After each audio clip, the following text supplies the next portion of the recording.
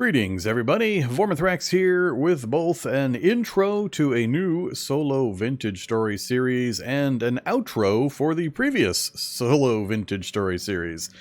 So what's going on? This is an episode 0, and basically it's kind of a bridge between the two series. I got 40 hours into the earlier solo series, and I was starting to feel like it wasn't nearly challenging enough.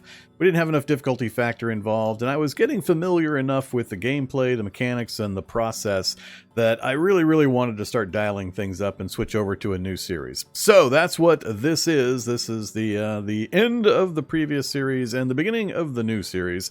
What we're doing in the new series, it's a series in progress. I started playing on the Wilderness Survival mode for Vintage Story.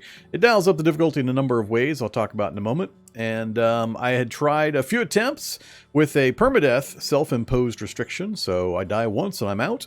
This is my 5th attempt, and it's been ongoing for a little while now, so we've got a few hours into this one, made some progress, and that's the one we're going to go with here on the YouTube side of things. So you'll notice it kind of starts, not midpoint, but right at the beginning of the series, and continues from there.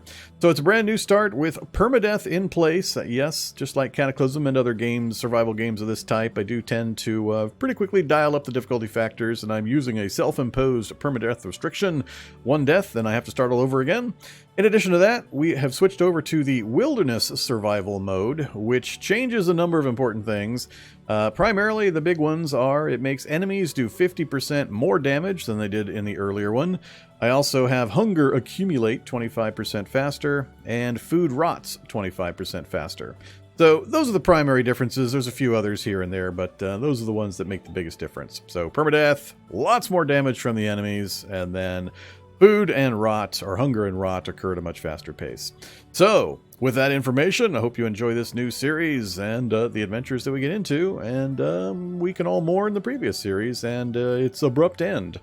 Thanks for watching, listening, and having fun with the Vintage Story Saga. Here we go.